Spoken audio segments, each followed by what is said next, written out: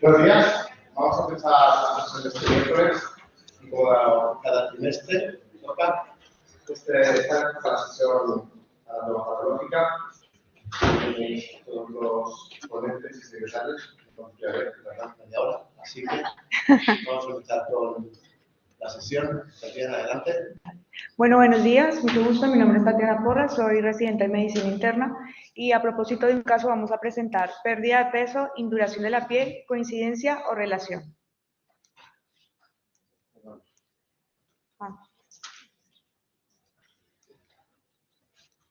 Bueno, presentamos un paciente que vemos en la consulta externa. Es un varón de 65 años con alergia a la penicilina, sin ningún factor de riesgo cardiovascular, fumador activo de entre 10 y 20 cigarrillos al día, con un IPA de 50 paquetes año, hipotiroidea de tratamiento sustitutivo con levotiroxina. Con unos dudosos criterios de POC, el paciente estaba en tratamiento con broncodilatadores, pero no tenía pruebas funcionales. Un prostatismo con un último control de PSA ligeramente elevado y como antecedentes familiares un padre y un hermano con CA de pulmón. El paciente, cuando lo vemos en la consulta, nos manifiesta un cuadro clínico de un año de evolución de una pérdida progresiva de aproximadamente unos 10 kilos de peso. Asociado manifestaba artralgias metacarpofalángicas y mialgias a nivel de la cintura escapular y pelviana. Y como dato adicional nos refería a un cuadro de larga data de engrosamiento de la piel, rigidez de dedos y manos, que en los últimos meses se estaba extendiendo a muñecas y codos. Además de eso, cambios en coloración a nivel de dedos de manos y pies tras la exposición al frío. A la exploración física encontramos un paciente con constantes vitales normales, en las que se evidenciaba un engrosamiento a nivel de los dedos de las manos, con una cereodermia generalizada y presentaba una rigidez tanto a la flexión como a la extensión de los dedos. Asociado a esto presentaba una limitación en la apertura bucal y unas telangiectasias en la región facial, en el tórax y en el labio superior. Dentro de las pruebas complementarias que solicitamos, un hemograma que no tenía anemia, estaba normal, una función renal también normal, con una bioquímica en general sin ninguna alteración. Destacaba que no estaba controlado del todo de la tiroides y como dato adicional una elevación de la PCR con una VSG dentro de límites normales. Dentro de otras pruebas complementarias y pensando en los posibles diagnósticos, un factor reumatoideo con un anticuerpo anticitrulinado negativo y un PSA dentro de límites normales.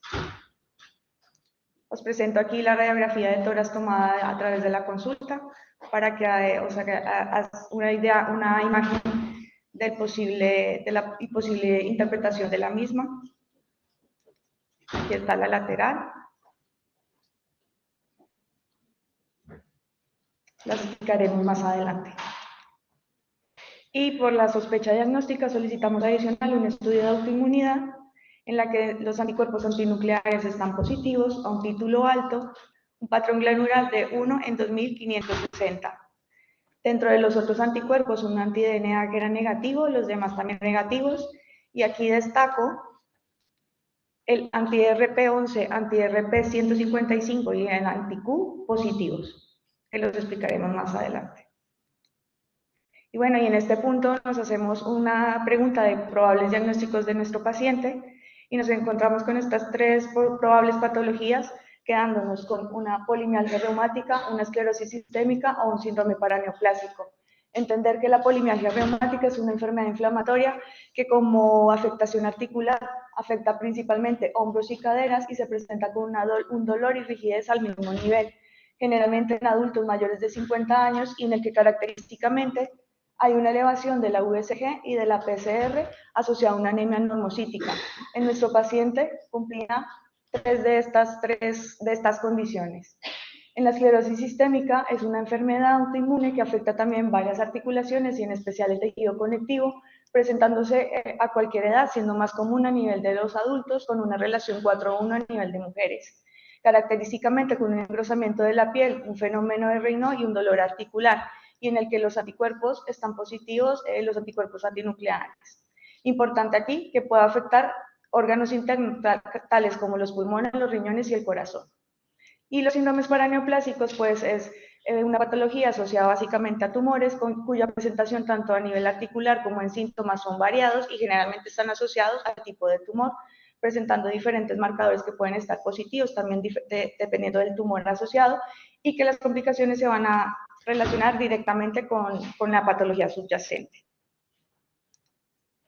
Pues nuestro paciente ingresa en la planta para el estudio de sus síntomas y en la planta pues encontramos una bioquímica normal, persistía una función renal normal y en el que destacaba elevación de reactantes de fase aguda. El resto de la analítica era completamente normal. Ante la sospecha diagnóstica solicitamos adicional una prueba de ecocardiograma en el que destacaba una muy ligera hipertrofia septal, no tenía ningún tipo de alteración a nivel de las válvulas y no habían signos indirectos de hipertensión pulmonar. Y a continuación Pablo nos va a explicar la radiografía. Bueno, buenos días, yo soy Pablo, alrededor de radiodiagnóstico, y vamos a explicar las pruebas de imagen que se le hicieron a este paciente. En primer lugar, y como ha comentado mi compañera, se le hizo una radiografía simple de tórax. En esta proyección posterior podemos observar una opacidad iliar izquierda de márgenes lobulados altamente sospechosa de malignidad, y es por eso que se le amplió con un TAC torácico para mejor caracterización. Este es el TAC que se le hizo 20 días después y en él podemos confirmar nuestras sospechas, ¿no? En este corte axial vemos cómo hay una masa iliar izquierda con extensa infiltración hacia el mediastino sin plano graso de separación con el mismo y con formación de conglomerados adenopáticos subaórticos, peribronquiales y precarinales. Además, vemos cómo ejerce efecto masa desplazando la tráquea lateralmente y cómo oblitera la porción distal del bronquio para el lóbulo superior izquierdo y sus ramas segmentarias. Y también, y como hallazgo incidental, nos encontramos con esto otro, una extensa afectación parenquimatosa pulmonar bilateral asimétrica de predominio izquierdo, sugestiva de enfermedad pulmonar intersticial difusa o EPI. Pero antes de describirla, me gustaría hablar también de las funciones del TAC torácico ante una EPI. Y es que una EPI no es una patología en sí misma, es un patrón radiológico que se puede asociar a una o varias patologías. Para saber ante qué patrón nos encontramos, ya que no hay patrones 100% puros, tenemos que analizar la distribución, si es fibrosante o no fibrosante, progresiva o no progresiva, y también tener muy en cuenta la información clínica. Todo ello es fundamental para un correcto diagnóstico diferencial y es por ello por el que el manejo de estos pacientes se suele realizar de forma multidisciplinar. Dicho esto, nos encontramos ante un patrón de anemia fiblótica o neumonía intersticial no específica. Es el segundo más frecuente por detrás del ANIU y la característica más importante es que asocia opacidad en vitro de ilustrada, como estas que vemos aquí en la imagen que veíamos antes. Se muestra asimétrica de predominio izquierdo y de forma más tenue en el lado derecho, por lo que no sería simétrica, que es otra característica de la anemia, pero como hemos dicho, no hay patrones 100% puros. Sin embargo, hay otros hallazgos que también nos apoyan en nuestro diagnóstico, como pueden ser las bronquiectasias por tracción broncocéntrica, señalada en rojo, es decir, que se extienden hacia la periferia sin llegar al límite con la pleura, y puede haber o no respeto subpleural, pero en nuestro caso se cumple que hay respeto, como vemos señalado en azul. También es importante ver que haya ausencia o escasa panalización, que es esa organización en filas de las lesiones quísticas, y también que no siga un gradiente apicobasal. También puede haber retículo subpleural y prebroncovascular. Y una vez establecido el patrón anterior que nos encontramos, es importante descartar causas secundarias que lo hayan originado. Dentro de la ANINE, un grupo de enfermedades en las que más frecuentemente se asocian son las enfermedades del tejido conectivo. Y teniendo en cuenta la información clínica y los datos de laboratorio que hemos visto anteriormente, todo hace sospechar que nos encontramos ante una ANINE asociada a esclerosis sistémica, ya que además dentro de la enfermedad del tejido conectivo, la esclerosis sistémica es la que más fuertemente se asocia a ANINE. Y siguiendo con el proceso diagnóstico de nuestro paciente, para caracterizar esa masa pulmonar, se le hizo una fibrobroncoscopia en la que se objetivó una lesión endobronquial en el lóbulo superior izquierdo y una infiltración mucosa en bronquio principal izquierdo. Se tomaron muestras y las va a analizar nuestro compañero Sergio. Buenos días, soy Sergio de APE R1 y al servicio de anatomía patológica nos llegan varias muestras recogidas durante la broncoscopia. Para el estudio citológico, pues un aspirado bronquial y un cepillado bronquial. También se realiza una PAP de una adenopatía subcarinal y para el estudio histológico una biopsia bronquial. Los hallazgos más comunes en un aspirado bronquial pues son células cilíndricas ciliadas, típicas del epitelio respiratorio, y también abundantes macrófagos, como vemos señalados en la segunda imagen, macrófagos alveolares. En la parte de arriba he señalado la presencia de polimorfonucleares, que están en distintas entidades, infecciosas, etcétera, pero también en tumorales que tengan un componente necrótico. Y abajo una célula escamosa, que es un contaminante habitual al paso del broncoscopio por la orofaringe. Esta tercera imagen, otro macrófago alveolar con un abundante pigmento antracótico, y lo que más llama la atención son las células de abajo, ese pequeño grupito de células con escaso citoplasma, núcleo ovalado, una cromatina homogénea, que tienen el fenómeno de amoldamiento nuclear, que entre ellos pues como que se acomoda. Ese agregado que era pequeñito, pues a lo largo del resto de la muestra, el aspirado bronquial, pues forma agregados de mayor tamaño, como vemos aquí. Y en este caso podemos incluso apreciar mejor características citológicas, nucleares en concreto, con una cromatina granular fina. Y algunos cuerpos apoptóticos, que serían pues esos núcleos más picnóticos, más pequeñitos. En el cepillado bronquial sigue apareciendo esa celularidad, por aquí abajo no sé si lo veis, pero bueno, también está en el centro de la lesión, con un artefacto que he señalado en el medio, que es, al fin y al cabo, por recogida de la muestra, que se produce la rotura del núcleo y la extensión de la cromatina, que posteriormente comentaré. Aquí a mayor aumento, pues alguna de estas células que parece que tiene un poquito más el aspecto ese de núcleo sal y pimienta, aunque bueno, no es el hallazgo más frecuente en este caso, sobre un fondo necrótico con cuerpos apoptóticos.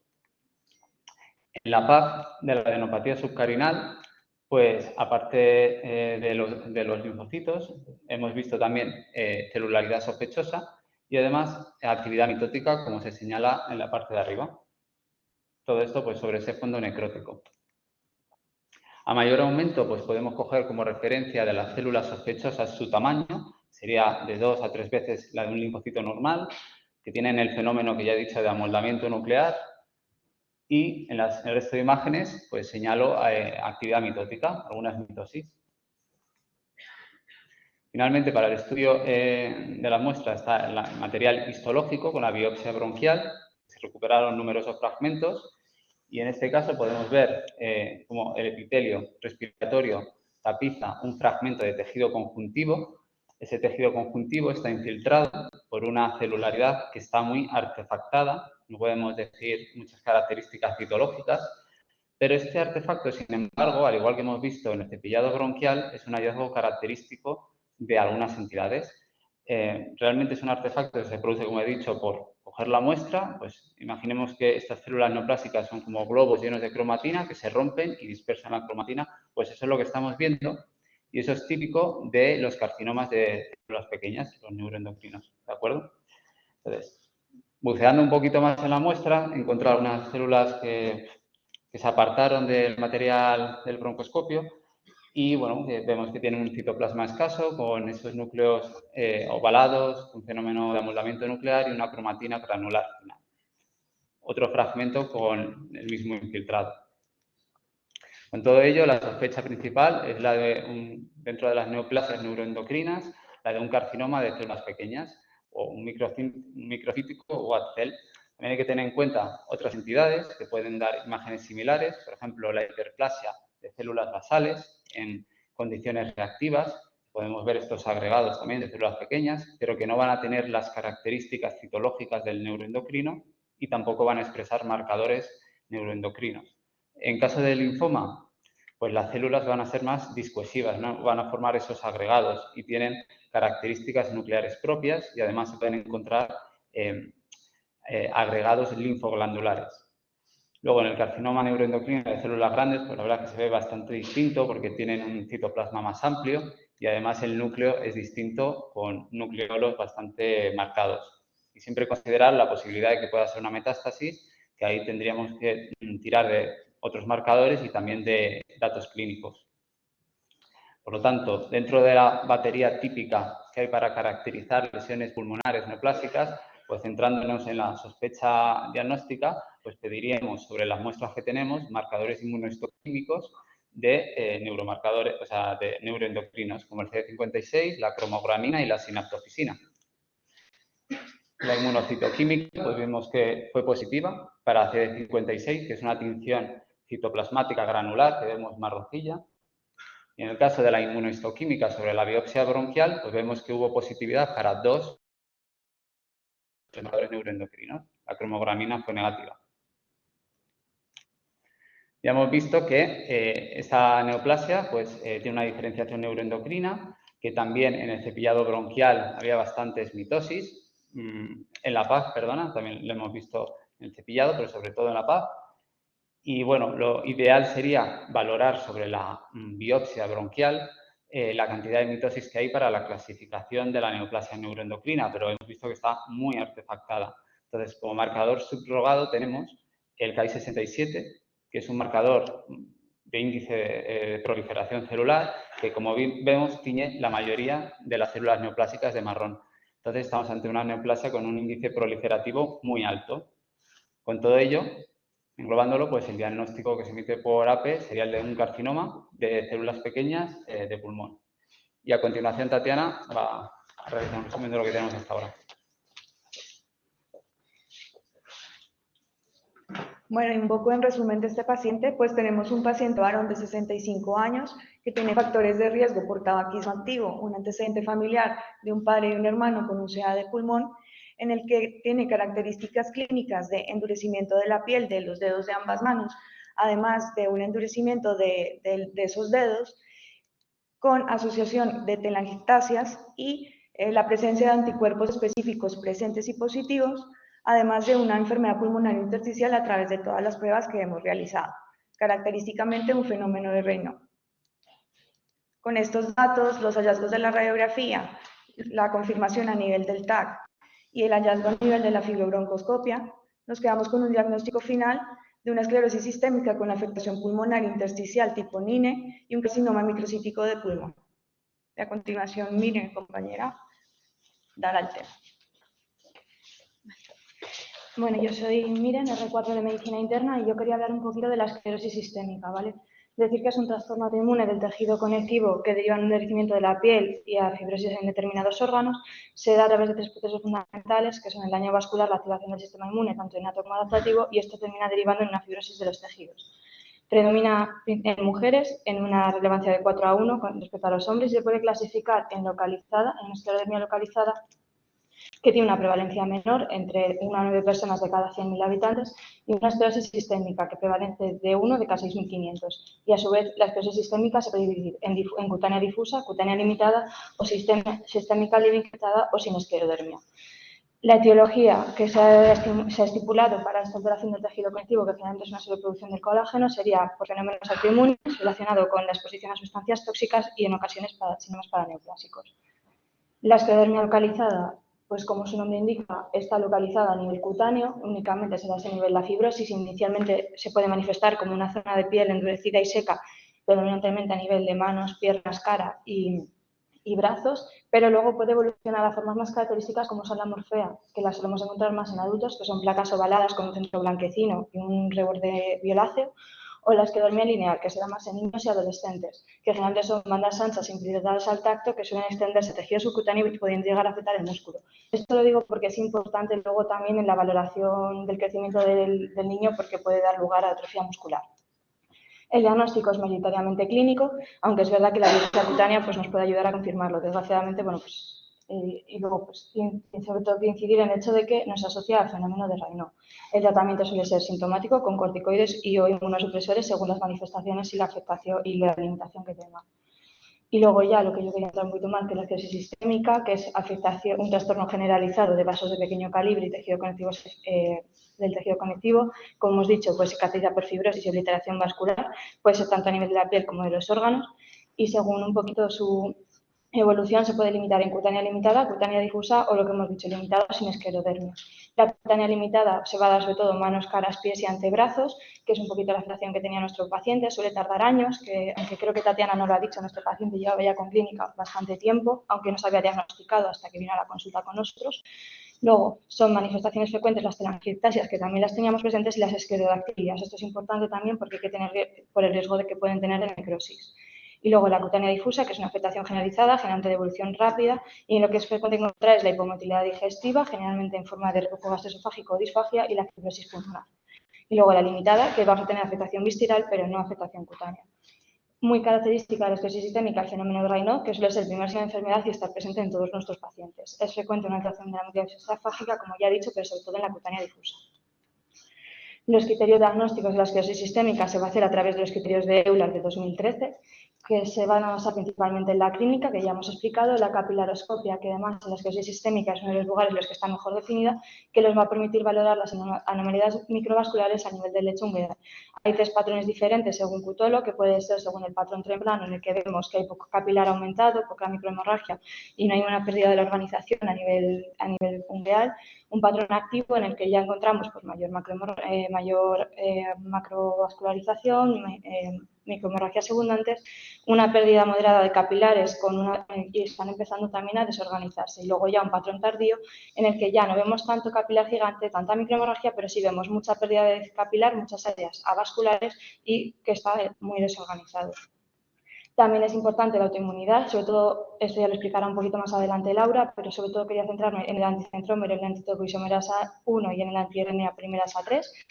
Y luego decir que, aunque no es criterio diagnóstico, pero la anatomía patológica, como he dicho, nos puede ayudar a confirmar el diagnóstico. Desgraciadamente, pues en nuestro paciente, como era una muestra de pulmón, no tenemos una imagen característica de una esclerosis sistémica, pero bueno, decir que sobre todo se caracteriza por un aumento de la matriz extracelular, principalmente del colágeno, y en estadios precoces un proceso de un infiltrado inflamatorio que se encuentra entre los haces y alrededor de los vasos. Y aquí dejo los criterios de Euler y sobre todo quería señalar este primero de aquí, ¿vale? Porque en los criterios de Euler lo característico es que ya con 9 puntos vamos a diagnosticar a nuestro paciente de esclerosis sistémica. Y el primero, justamente, que tiene una valoración de 9 puntos, es un engrosamiento a nivel de los dedos de ambas manos que se extiende hasta la metacarpofalángica proximal, que justo es lo que tenía nuestro paciente. Entonces, automáticamente, solo por estos criterios ya tendría un diagnóstico de esclerosis sistémica. El pronóstico de la esclerosis sistémica nos lo va a dar la afectación visceral, en especial la fibrosis pulmonar y la hipertensión arterial pulmonar. Pero hay otra causa de mortalidad muy importante, que son las infecciones y los procesos paraneoplásicos. De hecho, lo vuelvo a mencionar aquí porque es tan importante, que es la tercera causa más frecuente de muerte en estos pacientes y, sobre todo, quería incidir en el hecho de que los tumores que más se relacionan con la esclerosis sistémica son, por orden, primero, el microcítico de pulmón, especialmente el adenocarcinoma, el cáncer de mama, el microcítico de pulmón, que es lo que tenía nuestro paciente, y el cáncer colorectal y hepatocelular. También se asocian muchos otros tipos de tumores, como son el de vejiga o los hematológicos. Importante también la autoinmunidad en este caso, porque se ha visto como que estos dos anticuerpos se pueden relacionar más a un riesgo tumoral, al igual que una triple negatividad de estos dos marcadores, bueno, de estos dos anticuerpos, junto con una negatividad al anticentrómero. Aquí dejo una tabla que explica precisamente eso, un poquito como la relación entre determinados tumores y otra serie de características clínicas en relación con la esclerosis sistémica, pues puede favorecer determinados tumores. Yo me voy a centrar un poquito en el de cáncer, que es sobre todo interesante que se asocia con los antitopoisomerasa tipo 1, aunque en nuestro paciente eran negativos, que sea varón y fumador. Y, no sé por qué no me ha salido la imagen, bueno. Y luego quería indicar, que no ha salido, pero que se ha visto también relación entre los pacientes con esclerosis sistémica y aparición de tumor en los 12 primeros meses, tanto antes, bueno, los 12 meses antes y después del diagnóstico de esta esclerosis sistémica, y en ese caso se relaciona con un fenómeno paraneoplásico, aunque cuando aparece a partir de los 5 años se puede considerar más como una concomitancia o incluso como un factor predisponente de la esclerosis sistémica a ese tumor. ¿Por qué? Porque se ha visto que estos tumores se desarrollan más en zonas donde hay una alta intensidad inflamatoria, donde y es donde posteriormente se ha producido esa fibrosis tan característica de esta enfermedad. Entonces, ¿eso qué nos quiere decir? Pues que probablemente, por un lado, el hecho de tener la esclerosis sistémica y ese proceso inflamatorio tenga cierto componente carcinogénico que es sumado a el ser fumador, el hábito enólico u otros factores de riesgo pues predisponga aún más a ese proceso tumoral, y por otro lado que es posible que la vía de producción de la esclerosis sistémica o esa predisposición personal a tener esta enfermedad también nos pueda estar favoreciendo la aparición de un tumor. Y ahora sí voy a dar paso a Laura para que explique un poquito más a fondo todo el tema de la autoinmunidad.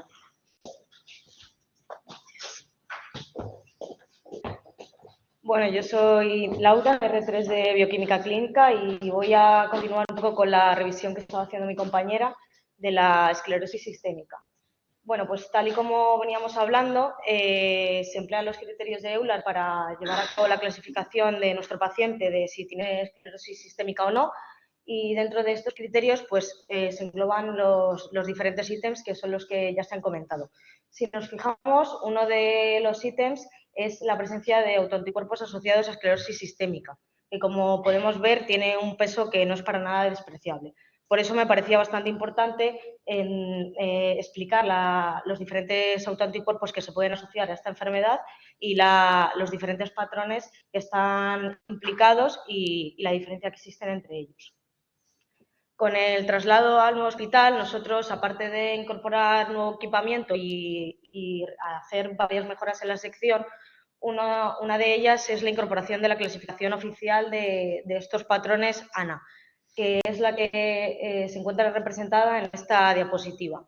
En la esquina inferior izquierda os he dejado la web donde podéis ver esta misma clasificación, y además en la web, si pincháis en cada uno de los patrones, aparecen las diferentes características que están asociadas, así como su clínica o su probable patología más asociada. A grosso modo, existen 4 grupos de patrones ANA, que es el patrón AC0 negativo, que es característico pues, de aquellos pacientes en los que no vamos a ver fluorescencia y no vamos a ver un patrón como tal. Luego está el patrón nuclear, el citoplasmático y el mitótico. Nosotros nos vamos a centrar fundamentalmente en los nucleares y en concreto en el centrómero o AC3 y en el nucleolar, que sería el AC8, 9 y 10. Estos son fundamentalmente los que más se asocian a esclerosis sistémica, aunque sin embargo también es posible encontrar un patrón de tipo granular o moteado, que es, si recordamos, el que estaba presente en nuestro paciente, y es, ya digo, es menos frecuente, pero también se da. Decir sobre todo de los patrones ANA que son mutuamente excluyentes. ¿Esto qué quiere decir? Pues que normalmente un paciente que tiene un patrón, o sea, que tiene una esclerosis sistémica, va a tener un único patrón asociado. Esto, como digo, no es así siempre, o sea, que puede haber alguna excepción, como por ejemplo es en este caso, que veremos más adelante.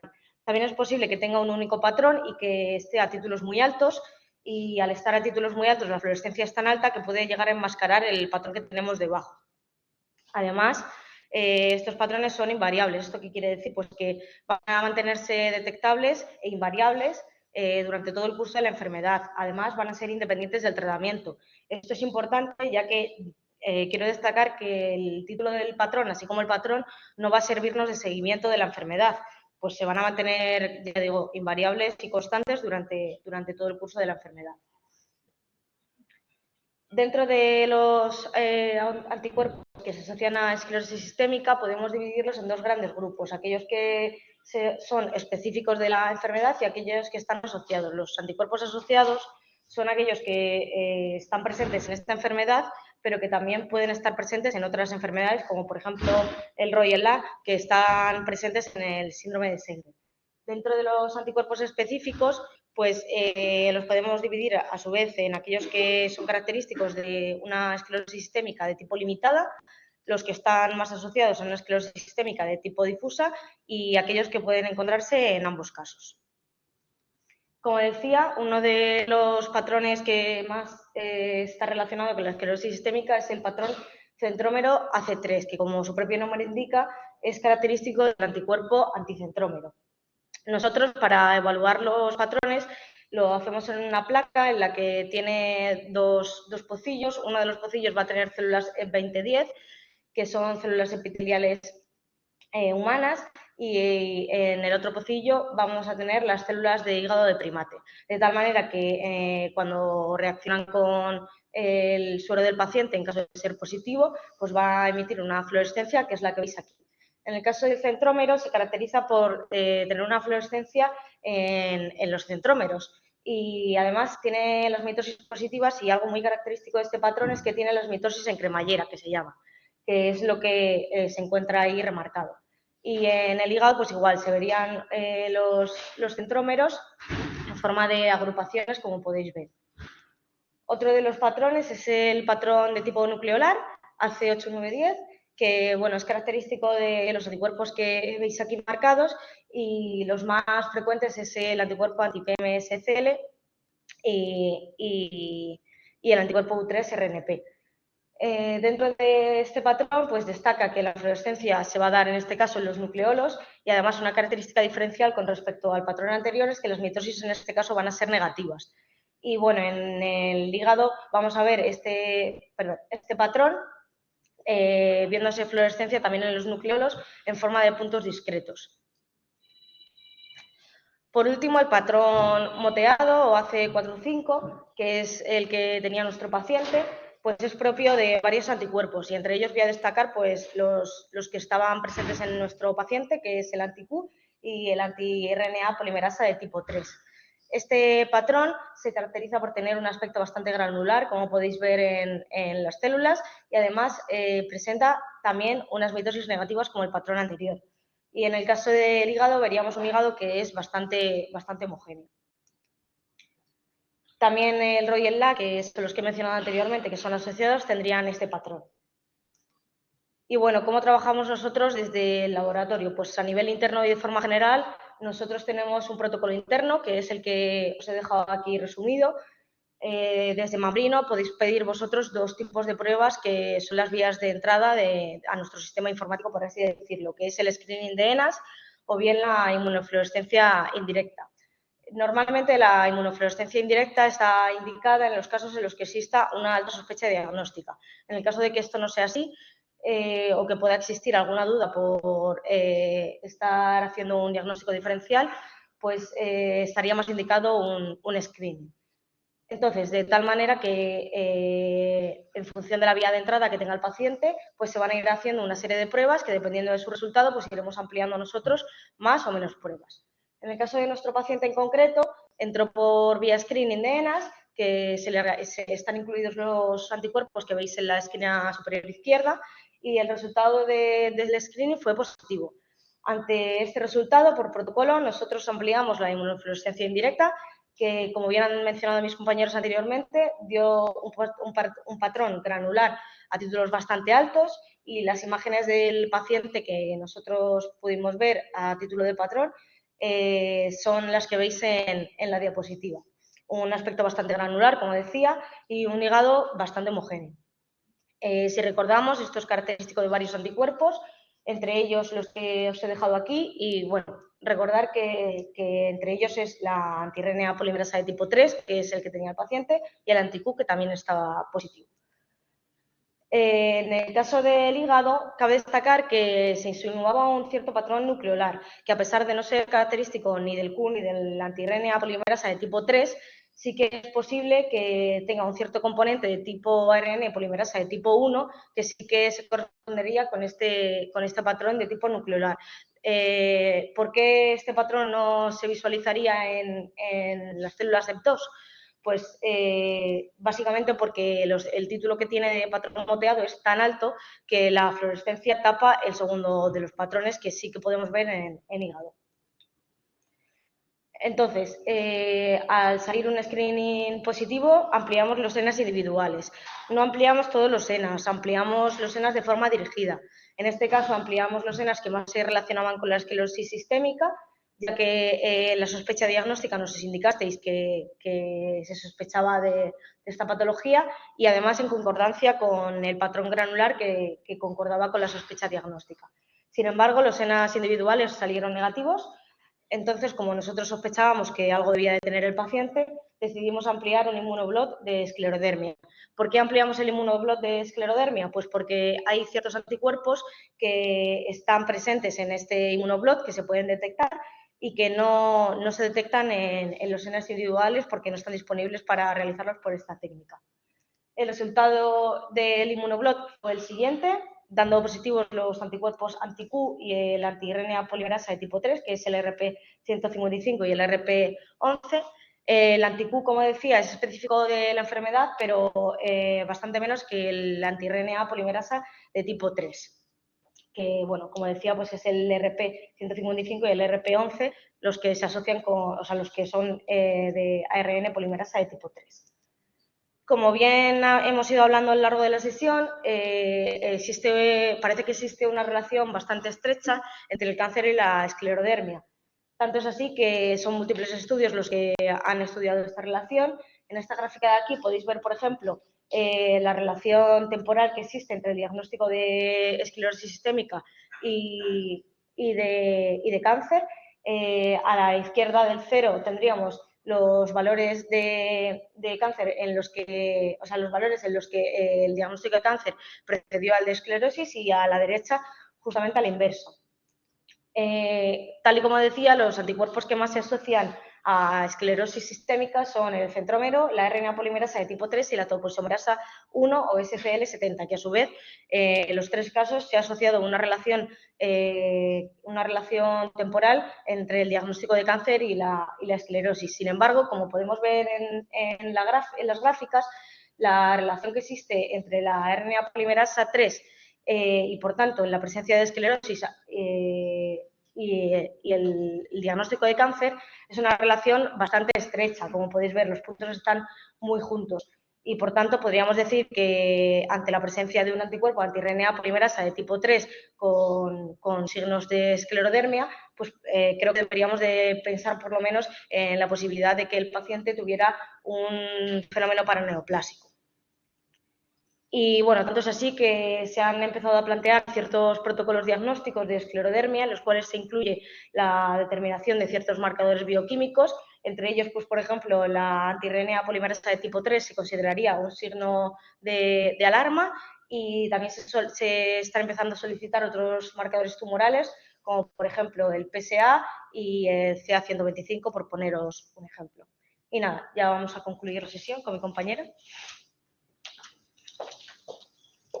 Bueno, ya para finalizar, como conclusiones, pues entender que la relación entre las enfermedades autoinmunes y el cáncer puede ser muy compleja y multifactorial, y la presencia de la enfermedad autoinmune no garantiza por sí sola el desarrollo del cáncer. Existen otros factores genéticos ambientales que se deben tener en cuenta y que pueden influir en el desarrollo de esta enfermedad.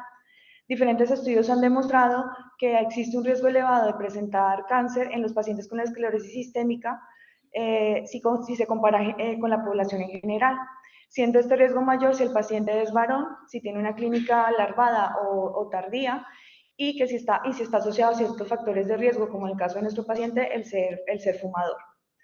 La tercera causa de muerte en pacientes con esclerodermia siguen siendo pues las infecciones y los tumores, y de estos los que se asocian en mayor proporción son el de pulmón, el de mama, los hematológicos, el de colon y el hepatocelular. Hay que tener en cuenta que tener un seguimiento estrecho de estos pacientes puede permitirnos un diagnóstico más precoz de cáncer en estos pacientes, especialmente en aquellos que tienen factores de riesgos asociados. Y tener en cuenta que hay que hacer un trabajo multidisciplinar es esencial para el adecuado diagnóstico y tratamiento de todos estos pacientes. Esta es la bibliografía y muchas gracias.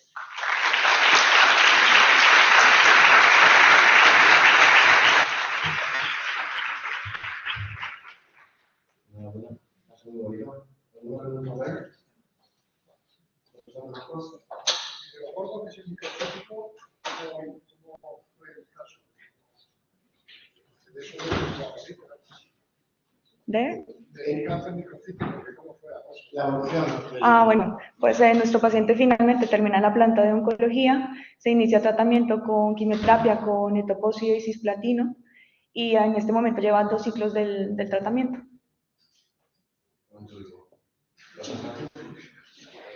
Sí, yo quería preguntarle a la doctora Maldonado, que ha explicado la esclerodermia. Es verdad que, como ha dicho Laura, muy bien expresado los anticuerpos,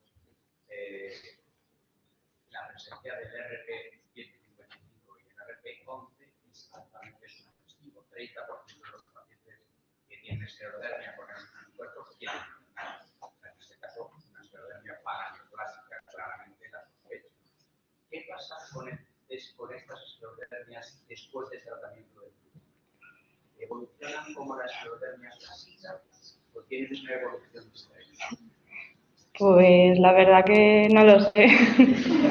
O sea, no te voy a mentir, no lo sé. La verdad que los estudios que he encontrado no hablaban tampoco mucho a posterior. O sea, yo los estudios que utilicé para un poco la bibliografía, lo que buscaban sobre todo era, ¿no?, esa relación entre esclerosis sistémica y cáncer y sobre todo definir si es paraneoplásico, hasta dónde podemos decir que es algo paraneoplásico o hasta cuándo podemos decir que es algo concomitante o que está predispuesto por la propia esclerosis.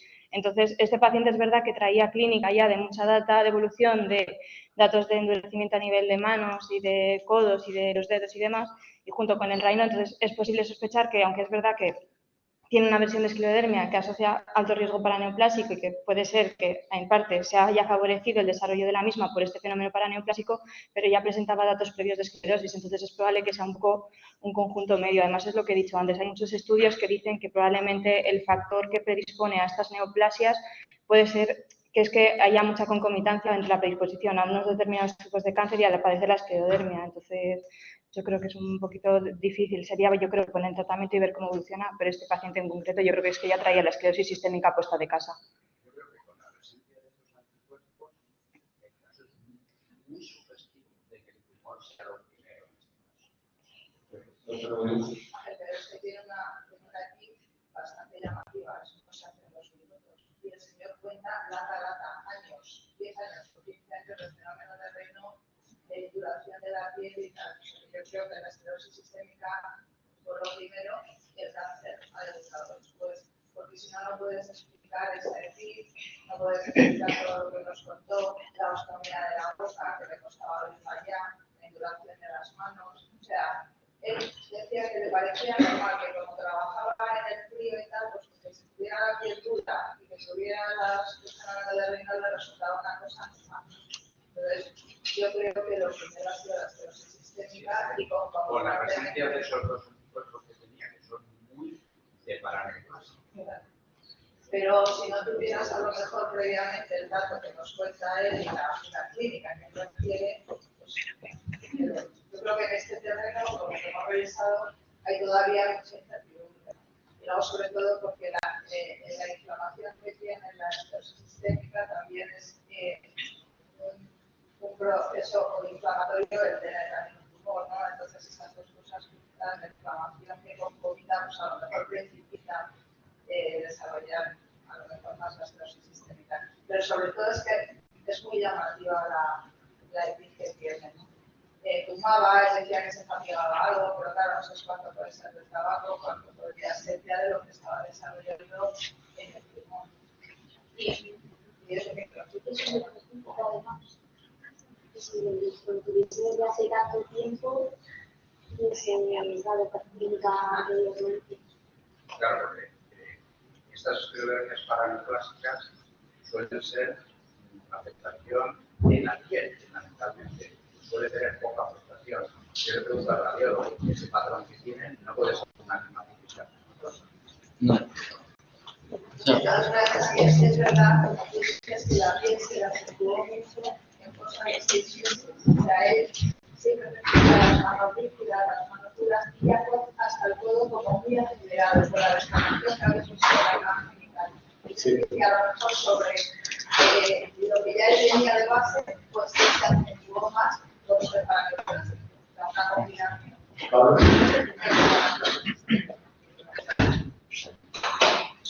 O sea que, hablando de la linfangitis carcinomatosa, lo que se vería en el TAC sería un engrosamiento septal interlobulillar nodular. Y en este caso no tenía ese hallazgo. O sea que la linfangitis carcinomatosa, por lo menos en lo que a la imagen del TAC se refiere, no estaba entre las opciones diagnósticas.